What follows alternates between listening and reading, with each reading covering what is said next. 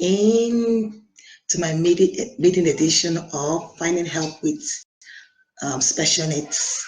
Today, I decided to title the topic, Don't Throw Them Away. And I know it just sounds like, what are you throwing away? Of course, thank you people for joining. I see you. Of course, it just goes, don't throw them away. Of course, we know that it's the Finding Help with Special Needs series with Lola. First of all, I want to thank you all for joining me this beautiful evening. I hope you've had a beautiful, beautiful Sunday. I had a restful one.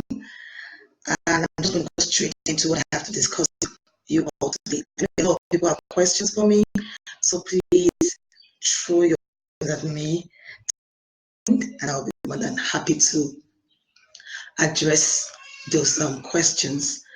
So the first thing that comes to mind is, like I said earlier on, what do you mean by don't throw them away? A lot of people, when they hear the news that they have a child living with disability or special needs, and I'll explain to the best of my ability the difference between special needs and disabilities.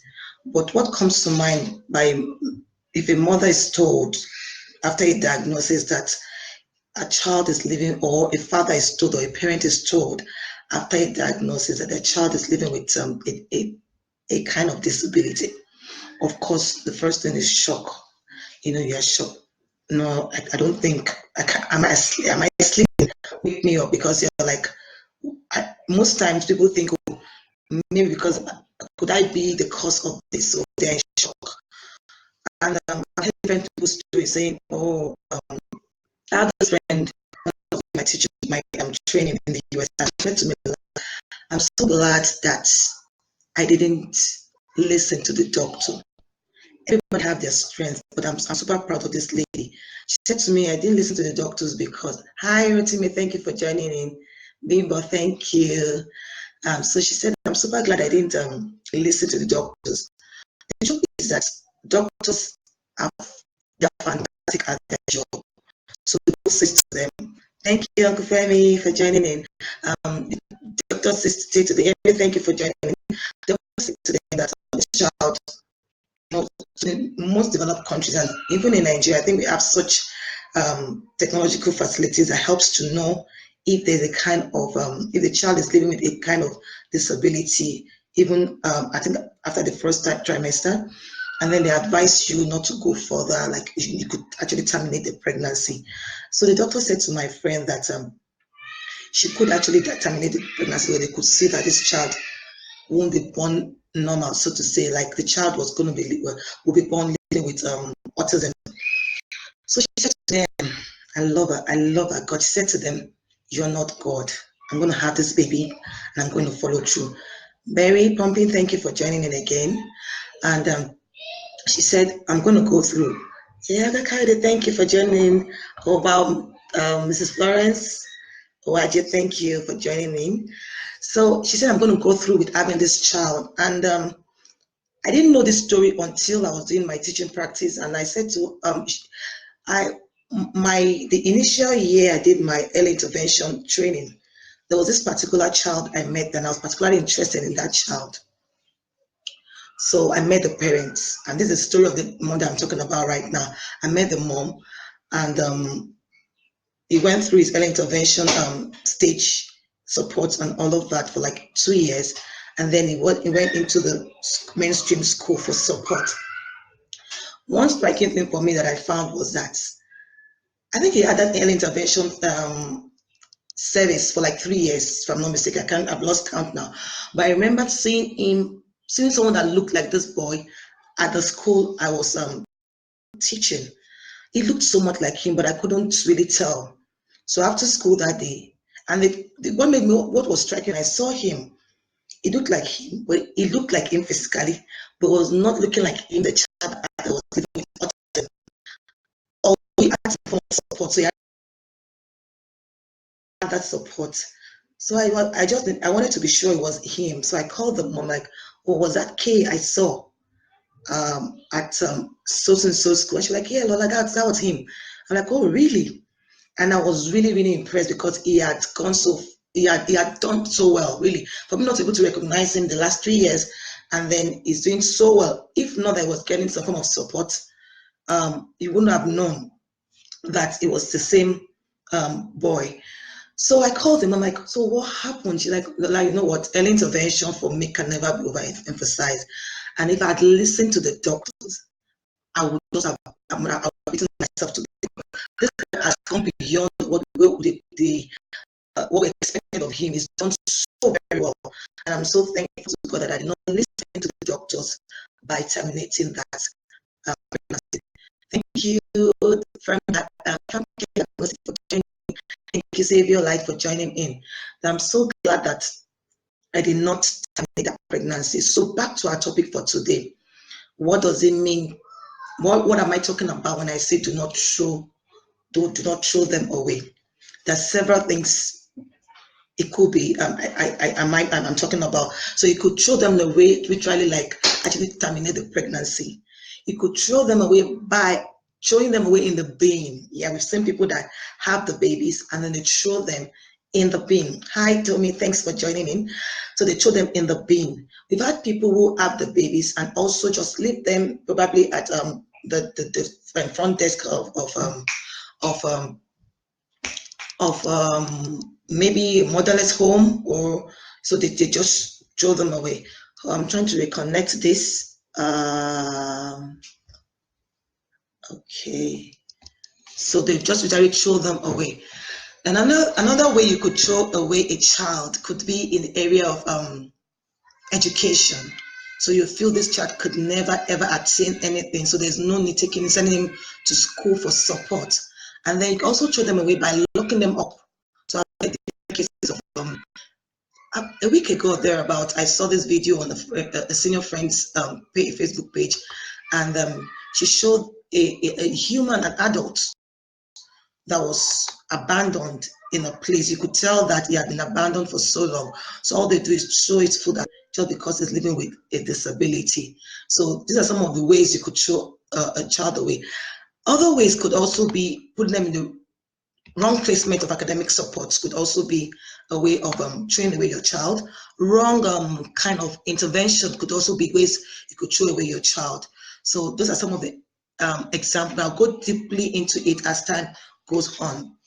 So before I go on again, I want to talk to us about the difference between special needs and disabilities, because sometimes we use them interchangeably, but I want to just explain it to us as simple as possible.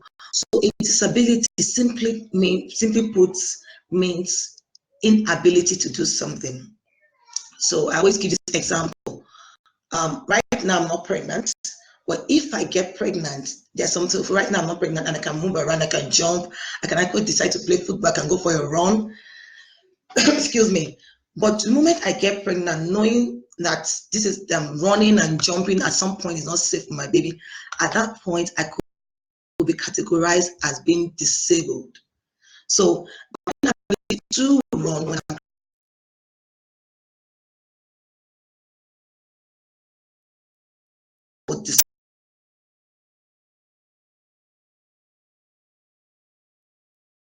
that individual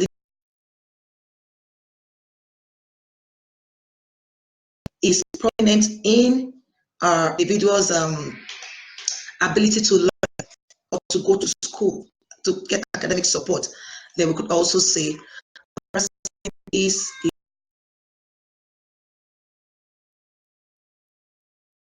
and not require special needs. And then also a person, and it's also possible to be living with disability and require special needs.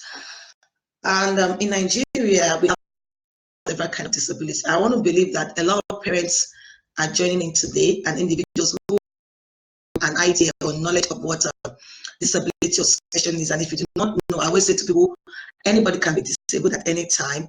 You may have a neighbor, you may have a sister, a cousin, a brother, a friend who has that individual living trip. You're all prepared to go to Italy, and then you, for some reason, probably you boarded the wrong flight, and then you found yourself in Holland, and you're like, no way, I can't be in Holland. I did not prepare to be in Holland. And then she said, the truth is that Holland is not a bad place per se, but just that it's a different place from Italy. And the truth is that whenever you hear people talking about Italy, you go, oh, I was supposed to go there and everything. But if you keep talking about the fact that you did not go to um, Italy, and you find yourself in Holland, you will not make the best of it. So you also the cool things about Holland. If you can calm down and understand that Holland has its own beautiful places and nice experiences, then you get to enjoy Holland, and then you get to reprogram your mind and just have a good experience with Holland. And that was this lady sharing her experience about what it means to be a parent with a child living with disabilities. So very quick now. I talk about my friend's experience, which was that she could have aborted the baby before the baby was born. So that's one way we could throw away the child living with special needs. And the truth is that there are reasons why people throw away their children with special needs. I am very aware of that fact because one of the common reasons is the issue of stigmatization. What will people say? What would the people say? Because the truth is that disability crosses across different socioeconomic backgrounds. So it's not like it's only for people that are poor or for the rich or for the middle class. This disability is no respecter of anyone. So you could be very very rich, so to say, and then you could have a child living with disability. You could also be middle class. It also across different socioeconomic background, languages, color of skin. So we have autism in different parts of the world. We have Down syndrome in different parts of the world. So it's no respecter of race, gender, social economic background whatsoever.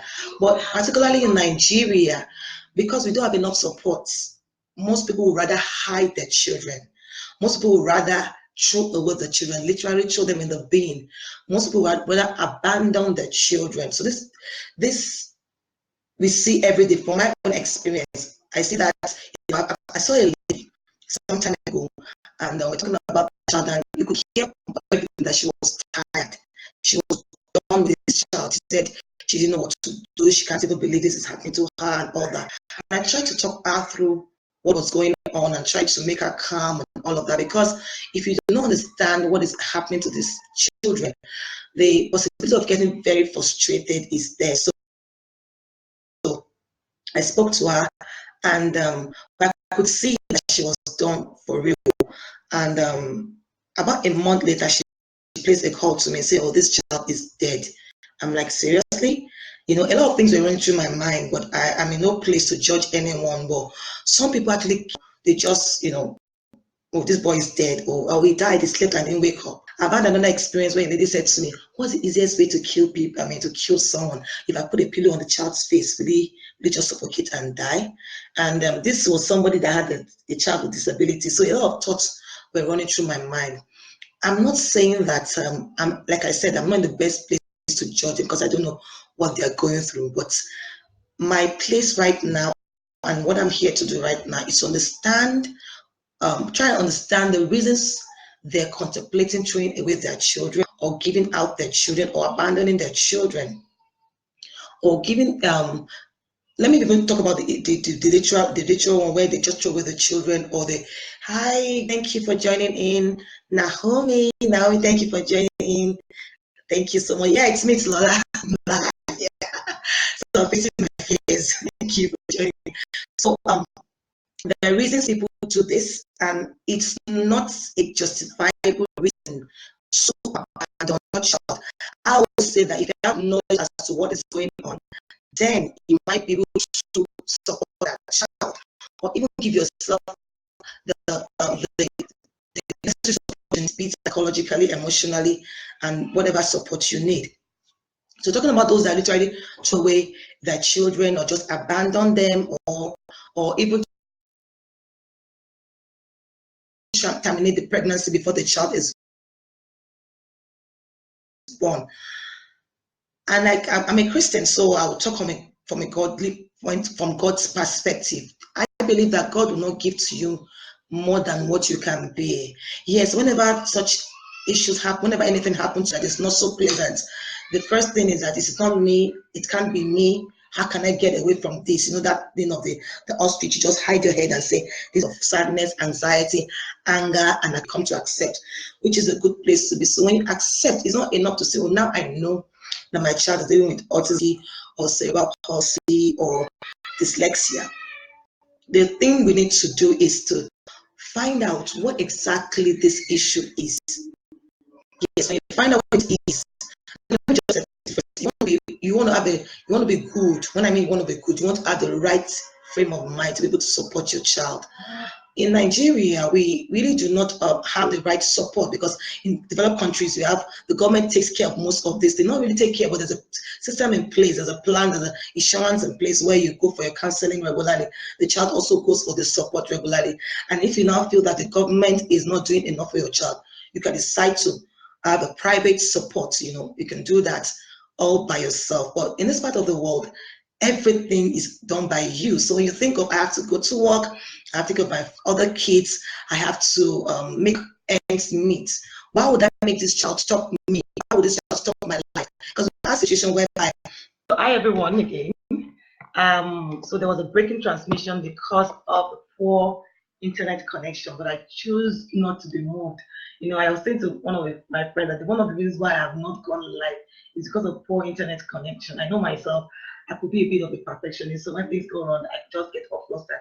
But I'm glad I'm so calm, cool, and connected today. So let's go on with what we're talking about. So I've given different scenarios and cases that I've seen in my line of duty or speaking with parents and friends of individuals living with disability on how they tend to throw away their children, literally or by inference. So without knowing some information, they think they're doing these children or these individuals lots of good. But when we look at it holistically, you find out that these individuals are being deprived of certain support. So they're actually throwing away those children. So I've given different examples in the first session, so to say. So I gave example of actually terminating a pregnancy when you're being told that your child might not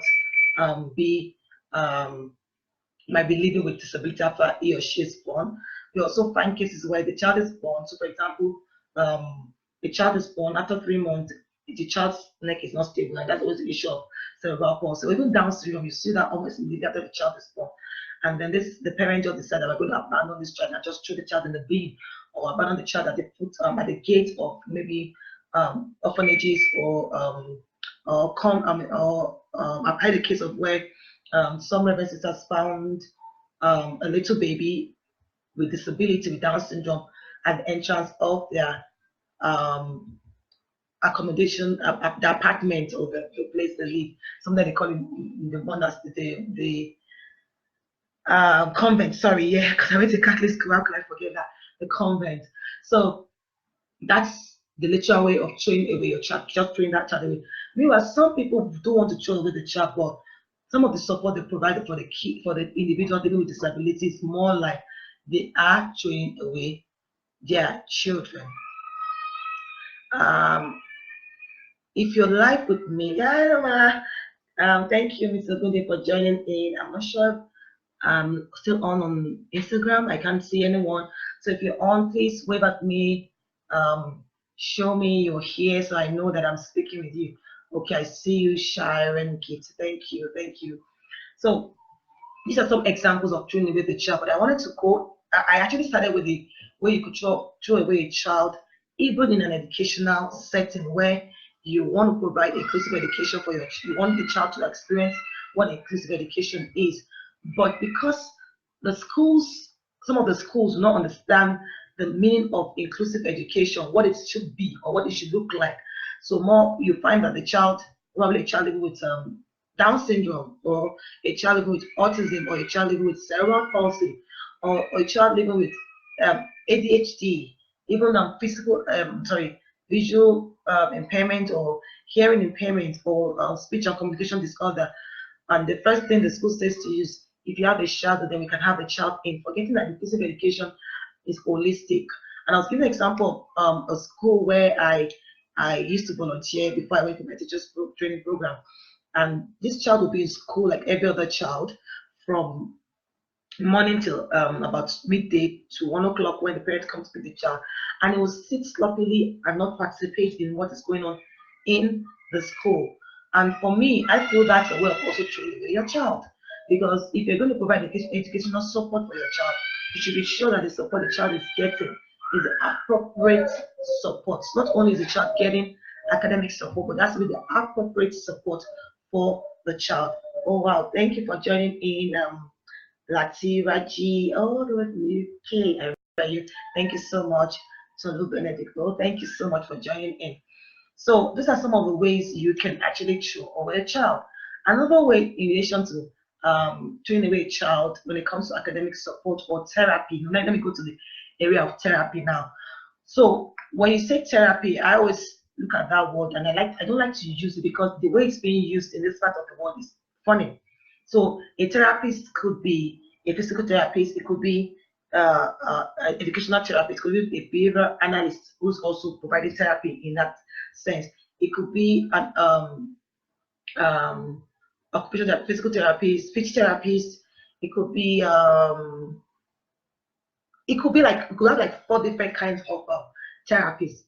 But you speak to someone who has a child with, I'll use autism because it's one of the most common challenges I face every day. And then maybe that child has an issue with speech and sensory integration disorder, and maybe repetitive and stereotypic behavior. You see a lot of that in that child. And I see someone working with that child, as a parent. So what support are you providing for your child? And she said, oh, my child, the therapist comes in, and I'm like, okay, the therapist. And what exact support does this therapist provide for your child? And she said, he's a therapist, you know. And that's one way I think we as parents are showing away our children living with disabilities. You need to understand what's going on with your child. You need to know the support. Like I said, this child has issues with sensory integration. This child has challenges with repetitive and stereotypic behavior, and this child has challenges with verbal or non-verbal communication. And one person says he's a therapist in all 3 areas, and as a parent, you just go for it. And then when I begin to question further, you're wondering, oh, what's she talking about? But this parent does it all. I gave another example the other time about a parent who was asking where she would get the sensory brush from. I'm like, I've met this child from the diagnosis and from the assessment and evaluation. This child doesn't have any issue that requires, he doesn't have any issue with sensory integration. It doesn't need to be brushed. And she said, oh, this I should buy it.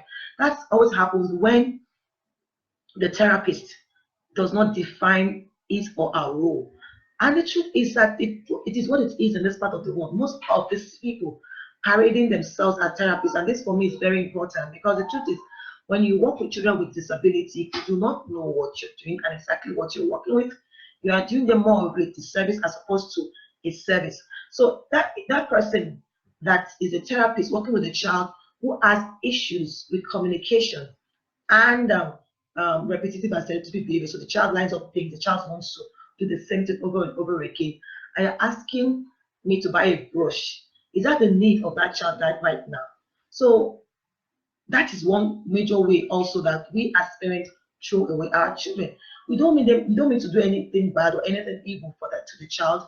Oh wow, thank you for joining in, Lide. Thank you, Irene. Oh yeah, thank you, Uche, for joining in also. So most times, it's not always like we as parents have the wrong, we have the plan, or we plan to throw away our children, but lack of information of what is going on and how to help our children could also be a way that could also be one of the ways we are throwing away our children. So I've been able to mention different areas where we throw away our children. I said it to you. I said I'm trying to recap all I've said for those that have missed in the beginning, or at some point we have to break because of poor internet connection. So we said sometimes parents find out that the kids during pregnancy, they're able to identify that this child is going to be living with Down syndrome, or this child is going to have living with autism, and that's happening mostly in developed countries. and then that the doctors have advised the parents to terminate the pregnancy. Sometimes when the child is born, after the child is born, you see the disability itself. You see that your child is born without an arm, or you say your child is born blind, or your child does, because sometimes you do a hearing test when the child is born, and you realize the child cannot hear, or you realize that your child is living with Down syndrome or any kind of disability, and you're like, I can't go through with this. Can I just throw away this child? Literally kill this child. That is the word. It may sound not so friendly right now, but that is what it is at that time. And then another way we can throw away our child is the area of placing our child in the wrong hands. So a therapist comes to you. I always use this example. I met a few therapists a few years back, and they're having this discussion. They were saying, "Oh, ADHD is for adults and autism is for children." And I couldn't even believe these people were therapists, and they were meant to be providing support for children living with disabilities. And they're saying this, that ADHD is for adults and autism is for children. I couldn't believe it. So imagine that kind of person working with your child, providing support for your child. You're throwing away that child. You're wasting the child's time. You are literally throwing away your child because you're not providing the right support the child needs. I also made example of placement of children in inclusive school. Yes, inclusion is the way to go, but we need to understand the various kind of inclusion and how best to provide inclusion for children living with disabilities. It's not enough to say bring a shadow. It goes back to also this issue of therapists, because a therapist could say, "Oh, I'm a therapist, so I'm coming in to work with your child."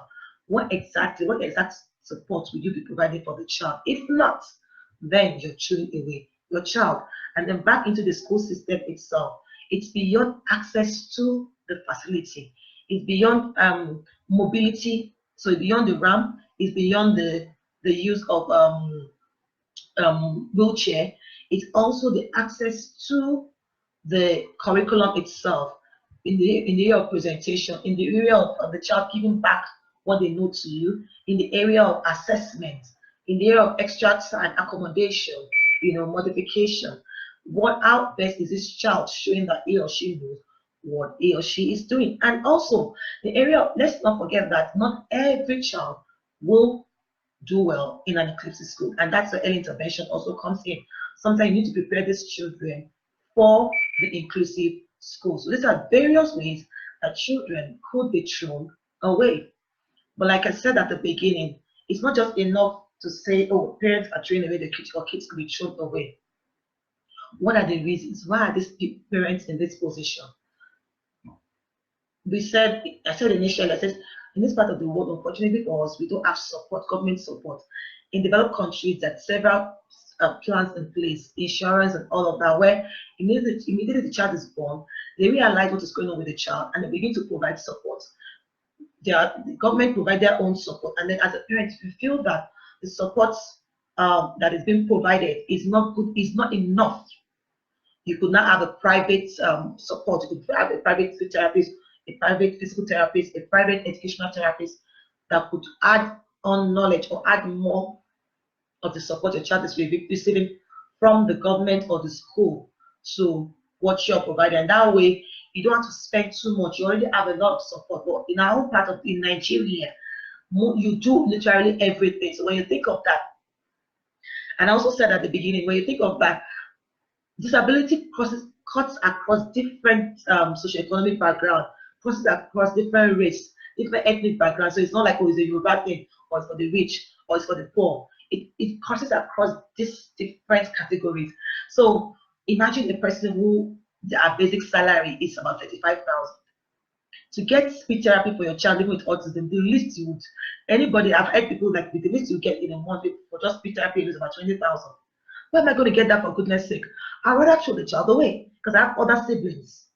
The child has other siblings I need to cater for. I have other needs. The whole family will be affected. And even for those who are economically buoyant and they can do this for their children, they just feel sometimes that they're just more like, because the truth is that disability is lifelong. I explained that it could be the mild case of a disability, it could be the moderate case of disability, it could be the severe case of a disability.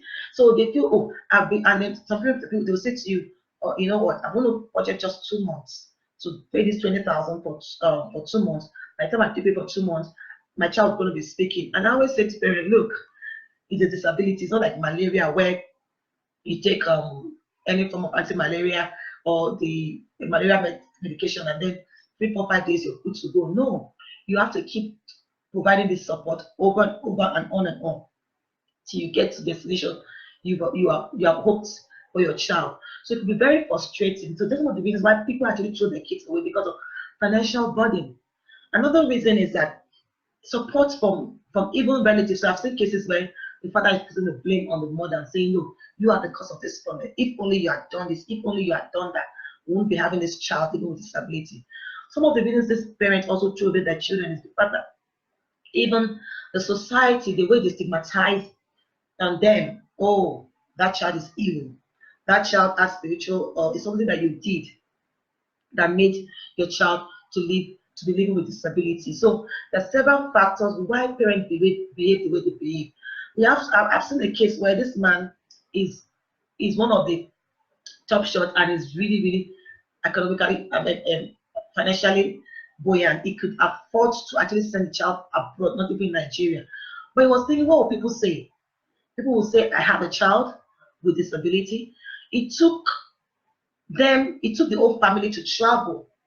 And then the neighbor was hearing a noise in the house, knowing that the family had traveled, that there shouldn't be anybody in the house.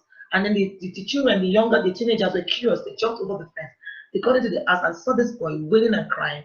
So they were off for like a week. I think by the third day, the food they kept for him to eat had finished. So he was crying, and then they had to go help him provide the support. So, like I keep saying, it doesn't have to do with whether you're rich or poor. It's all about, yes, first and foremost, the mindset. What do I need to know about what is going on? Do I care about what people say?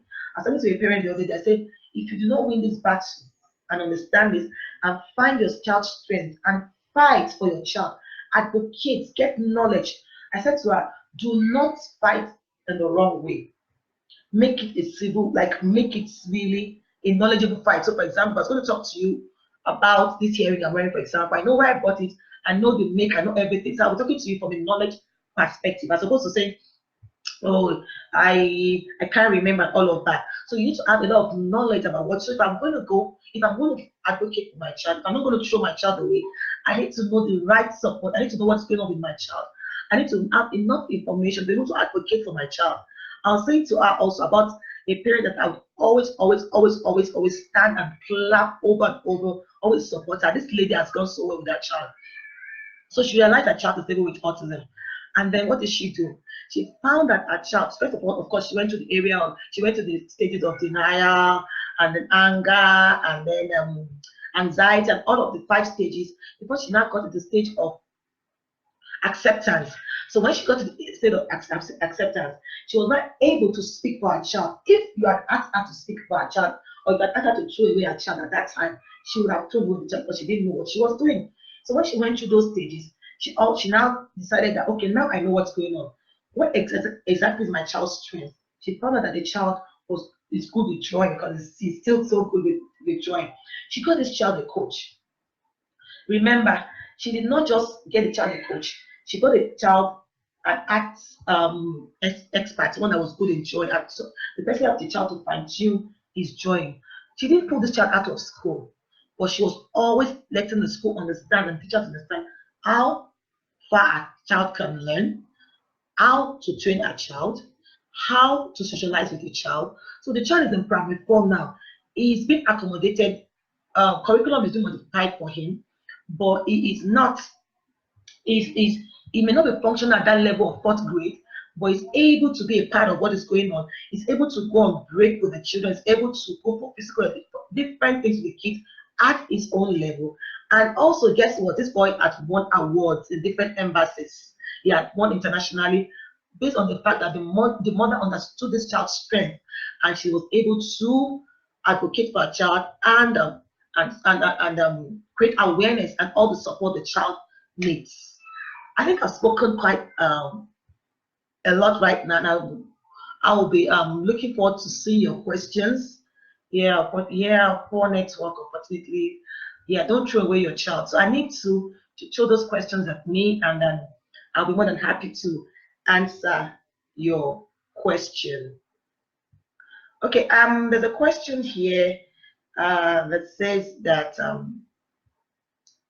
if I have a child, yeah. Oh, okay, I think I get the question. So it says my child has been has had she's in an inclusive school, and it doesn't want to be. It doesn't want. Okay, sorry. How can people reach me? Okay. Um, you can reach us. You can reach us as an organization, the Cadet Academy, by this number 0809-127-3666. The reason I think you might want to reach us is that probably you have a child with special needs, you want to get trained, or you want to know more about the issue of disability and special needs. So you can call the number I just called that right by 0809-127-3666. Again, the number is 0809-127-3666. Another question says, you have special programs that can further help parents or guided? Absolutely, we do. So we have several parent support programs. We have trainings. We have we have some free live training where we provide support, and we also provide information, and we direct parents to the relevant service provider that they might be needing. So, for example, if you need to see a neuro pediatrician, if you need to see a physical therapist, we also direct you on where to go. Oh, someone is asking a question that's okay. So another thing we also do is we also provide, like I said, we provide different training. One of our trainings learned from the masters, which we've had like 2 or 3 trainings in the past few months, and there's several other trainings we on the go. But basically, to get all of this information, once you know the specific needs you have, just call the number 080-9127-3666. Again, the number to call is 080-9127-3666. So where does the place of faith comes in? Oh, I missed that out. So most times churches and mosques our religious homes, they just believe it's, most times they believe it's a spiritual attack. I'm not saying all churches, because a friend of mine was saying to me the other day, they didn't have special needs department in the school. I've been to training where I went to train Sunday school teachers on how to work with children with special needs. So, but generally, the faith-based organizations just feel that this is a spiritual thing, I need to pray about it now. Most times, parents get baptized even in churches. Our parents said to me, "Oh, I can't go to church because people laugh at me. People say my kid is not behaving well, or they say something's wrong with my child spiritually. So I get to just stay at home with my child so that my child is not being stigmatized, or I'm not being looked down upon because my child is living with special needs." So that's a place of faith-based stand. So please, let's not throw our kids away. Let's get as much support as we need. It's okay to ask for help. The Dewdrops Community Center for Special Needs and the Cadet Academy is a place you can actually run to for help and for support. And of course, I'll be doing this every week, finding help with special needs. Every Sunday by 4 o'clock to 5 o'clock. Send your questions to me right now. You could inbox it to me. You can write it down. So as soon as I begin the gist, so to say, you can actually send me the question, and I'm more than happy. I'm doing this because I know that there's a lot of people that need help. They don't even know what is going on with the child. I give an example of the parents who has been in an autism support group where the child was living with cerebral palsy. So my aim and what I need to and what I want to achieve with finding help with Lola is that I want to be able to point parents in the right direction. I want to be able to provide support so that individuals dealing with disability can get all that they need to live independent and productive adult life. Okay, Dewdrop Sissy, thank you for joining in. Very pumping. Ewan Bassi, thank you. Kuchi, thank you for joining. Oliver, thank you for joining. Tony, wow, thank you all for joining in. Is there any other question before I call it a day? I just have like 2 minutes to go off, and then I'll see you again. Yes, Victor, thank you for joining in. Okay. Yes, we do have online trainings. We have online trainings. The number to call, thank you, Raji, for typing out the number. The number to call is 0809 1273666. So right now we're in the middle of a very major online training.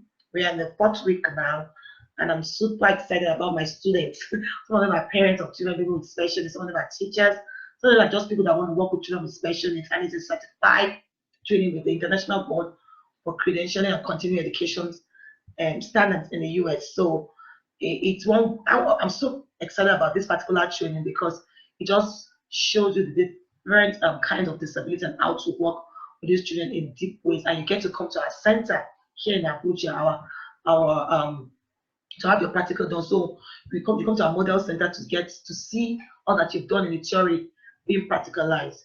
So once again, I want to apologize for the poor network. It had always been my fear, and that's why I didn't do this for so long. But I'm not turning back. I'm going on, and I want to thank you all for still staying and still coming back online when I came back online. And I hope it gets better next week. Okay, so it's 5 o'clock, and I'm so glad I was able to do this, and I'll do this over and over again.